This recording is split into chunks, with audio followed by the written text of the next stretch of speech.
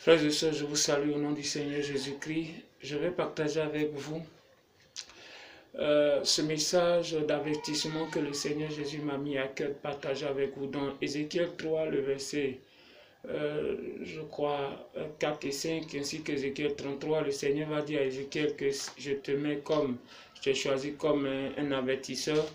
Et si je t'envoie dire au méchant, répands-toi, que tu ne dis pas, si le méchant meurt, son sang va retomber sur toi. Par contre, si tu l'avertis et qu'il ne se répand pas, il mourra faute de ce qui ne s'est pas laissé avertir. Et donc, j'aimerais m'adresser aux musulmans, surtout aux faux chrétiens, et aux beaucoup de prophètes que de nos jours, le diable envoie pour séduire, tromper plusieurs personnes. Dans Matthieu 24, Jésus va dire, faites attention car ils viendront après moi beaucoup de faux prophètes, ils vont séduire des milliers de personnes. Alors, je veux m'adresser à vous et j'aimerais vous inviter à aimer la vérité. Lorsque nous lisons dans le livre de 2 Corinthiens, chapitre 11, verset 14, la Bible nous enseigne que le diable se présente comme l'ange de lumière. Le diable ne se présente pas comme le diable, mais il se présente comme un ange de lumière afin de séduire et de tromper plusieurs personnes. Et lorsque nous lisons aussi dans 2 Thessaloniciens 2, le verset 11, la Bible nous dit que Dieu lui-même va envoyer une puissance d'égarement à tous ceux qui n'aiment pas la vérité, c'est-à-dire à ceux qui aiment le mensonge. Malheureusement, on est dans un monde où les hommes n'aiment pas qu'on leur dise la vérité. Beaucoup de personnes préfèrent qu'on les mente, qu'on leur dise des choses qui sont flattées, des choses qui ne sont pas vraies. Et quand quelqu'un veut leur dire la vérité, il s'oppose à cette personne. Et donc, j'aimerais partager ce sujet du mensonge que le diable a mis dans le Coran en disant que Jésus n'est pas mort. Voilà, en tant qu'enfant de Dieu, en tant que chrétien, c'est notre devoir, frères et sœurs musulmans, de vous éclairer. Parce que si nous ne le faisons pas, je crois que le Seigneur nous demandera des comptes. Alors nous avons la Sainte Bible. Dans cette Bible, du Genèse à Apocalypse, nous dit deux choses importantes. L'homme est pécheur et qu'il ne peut pas être sauvé. Deuxième chose importante, Dieu a aimé le monde, il a donné Jésus. Et ce Jésus est mort. Et son sacrifice nous lave de tout péché et nous sauve de tout péché. Donc le salut tient à ces deux messages. Nous reconnaissons que sans Jésus-Christ, nous sommes perdus. Et nous croyons à son sacrifice, à sa mort et à sa résurrection. Et vous prenez le Coran parle un peu d'Abraham avec d'autres histoires, de Jonas, des prophètes, de Marie, de Jésus. Mais là où qui est le problème, c'est que le Coran dit que Jésus n'est pas mort. Et qu'au moment de le crucifier, Dieu a envoyé l'image de Jésus sur Judas Iscariote ou l'un des disciples. Et Jésus, lui, il a fui dans la fenêtre. Donc en réalité, Jésus n'est pas mort. Donc lorsque un vrai chrétien prêche que Jésus est mort, il est ressuscité, pour la plupart de certains musulmans, ils croient ce que dit le Coran et donc ils ne croient pas que Jésus est bel et bien mort. Bien aimé, si nous croyons ce que dit le Coran, toute la Bible est faux. Alors le Coran nous présente un Allah qui ment, qui fait semblant, qui dit telle chose ici et qui fait autre chose. Non, nous n'avons pas un Dieu ainsi. Nous avons un Dieu dans la Bible qui ne ment pas. Et donc tout ce qu'il dit est vrai. Et donc la Bible nous dit que Jésus est mort et ressuscité. Il y a tellement de preuves qui le montrent. Mais ce que j'aimerais vous inviter à vérifier avec moi, c'est que la Bible nous dit dans le livre de Matthieu 13 que le diable est celui qui est venu s'aimer le livret. Et donc lorsque les fils de Dieu vont demander à Dieu, permets-nous d'aller déraciner le mauvais grain. Il va leur dire, si vous déracinez le mauvais grain, au même moment, vous allez déraciner le bon grain. Pourquoi? Parce que celui qui est venu s'aimer le mauvais grain a fait en sorte que le livret et le bon grain aient les mêmes feuilles. Et donc, le diable est un photocopieur. Il est quelqu'un qui ne se présente pas comme le diable pour tromper les gens, mais il vient comme Dieu. Et donc, dans le Coran, on dit que dans le livre des prophètes, que le Coran est descendu du ciel. Non, bien aimé, c'est le diable qui a envoyé le Coran pour tromper les gens. Laissez-moi vous donner des preuves dans la Bible que le diable se montre comme Dieu. En vérité, ce n'est pas lui. Lorsque nous lisons dans le livre de Job, la Bible nous dit que le diable a demandé à Dieu de tuer les biens, de détruire les biens de Job. Et Dieu lui a donné la permission. Mais lorsque les gens sont venus raconter à Job, ils lui ont dit, le feu de Dieu est descendu du ciel pour détruire les choses. En réalité, ils ont fait croire à Job que c'est Dieu qui était en train de détruire ces choses, au point que la femme même de Job va dire à son mari, si Dieu nous envoyait tel malheur, abandonnons-le. Et Job a cru que c'était Dieu, mais il a dit, l'Éternel m'a donné, il a tout repris, que son nom soit béni. Non, ce n'était pas Dieu qui avait repris, c'était Satan, mais il va faire croire aux serviteurs de Job que c'était Dieu qui l'avait fait. Laissez-moi vous dire, le diable ne travaille pas toujours en montrant son visage, il passe toujours derrière et met le nom de Dieu. Et prenons l'exemple qui venait, qui disait, l'islam est la religion du diable. Qui sont ceux qui vont le suivre? Non, personne ne va le suivre. Bien sûr, certaines personnes aiment le diable, mais le diable sait que s'il vient à visage découvert, les gens ne vont pas l'adorer. Et alors, qu'est-ce qu'il fait? Il envoie le livret, le faux livre, à peu près copier certaines choses de Dieu, mais là où le vrai problème, c'est que le Coran dit que Jésus n'est pas mort. Et donc là, nous voyons que soit vous croyez au Coran, soit vous croyez à la Bible. Et le diable fait croire que le Coran vient de Dieu. Non, non, non, certaines choses qui sont de Dieu, dedans, il a copié dans la Bible. Mais en vérité, cela vient du diable. Pourquoi cela vient du diable? Parce que le Dieu qui a envoyé Jésus-Christ et Abraham et les Moïse ne peut pas envoyer Jésus mourir à la croix pour nous et envoyer un autre prophète, un autre livre, dont dans ce livre on dit Jésus n'est pas mort. Non, il y a deux auteurs différents. Et comme le diable sait que s'il se présente comme le diable, les gens ne vont pas l'adorer, il a mis le nom de Dieu devant et on appelle Allah.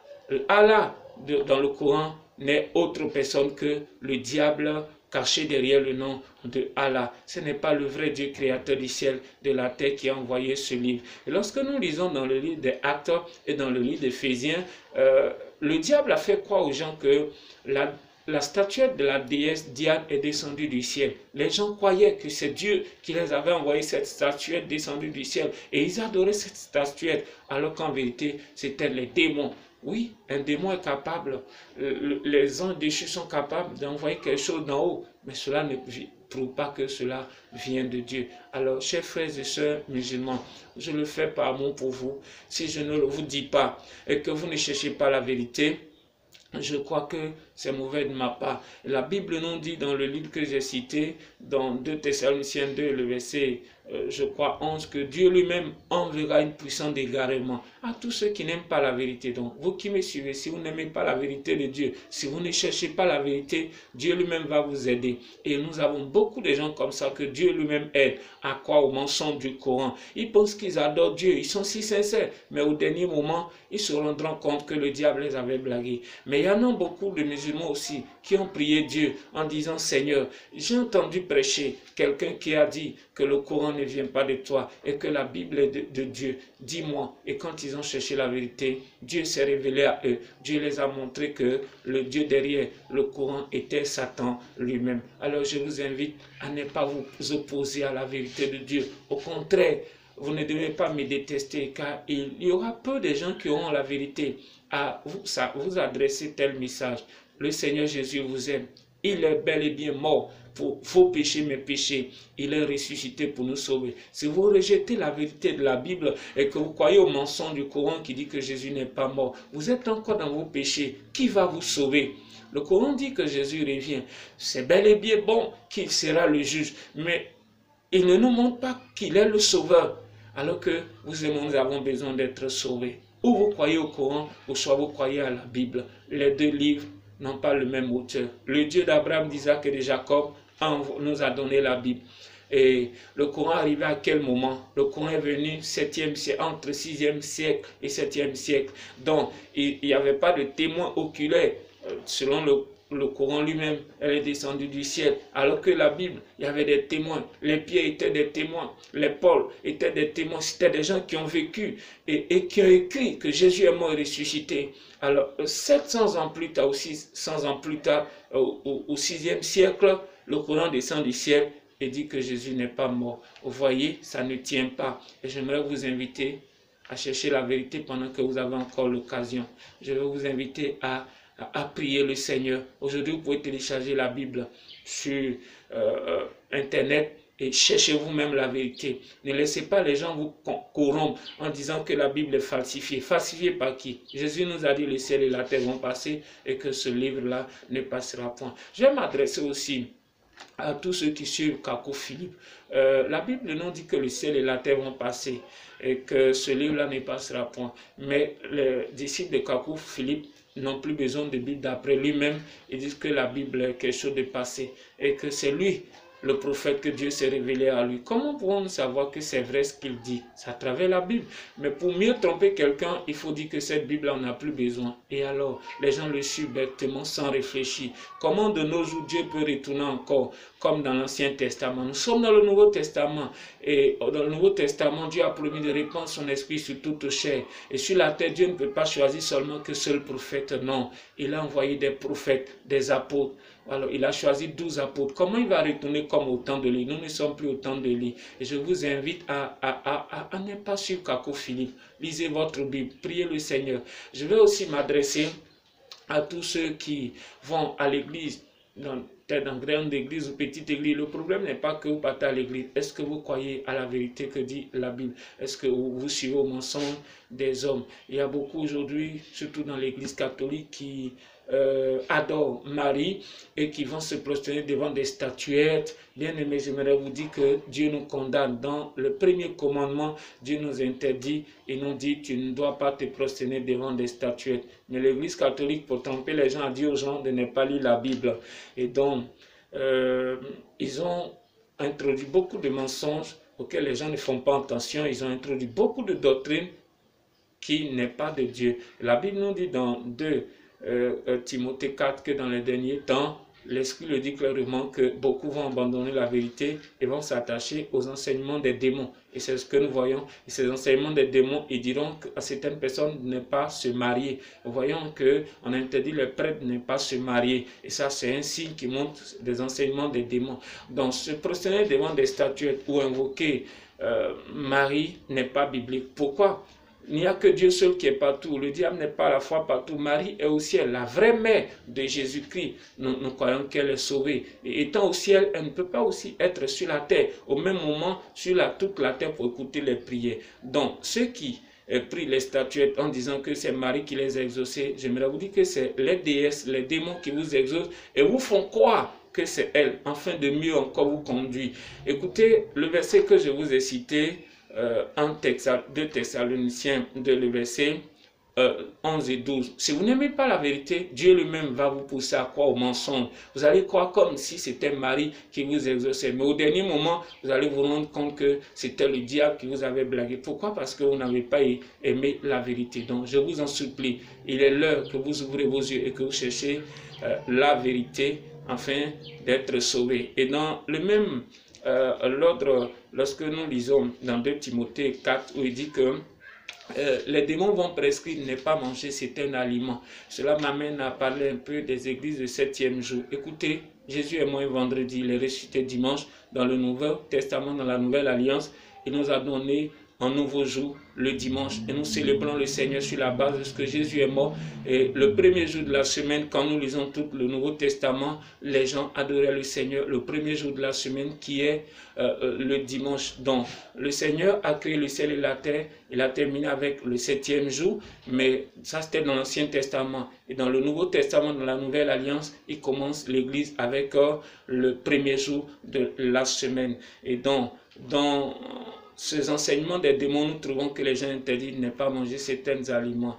Dans l'église de 7e jour, adventiste de 7e jour, on ne mange pas les porcs.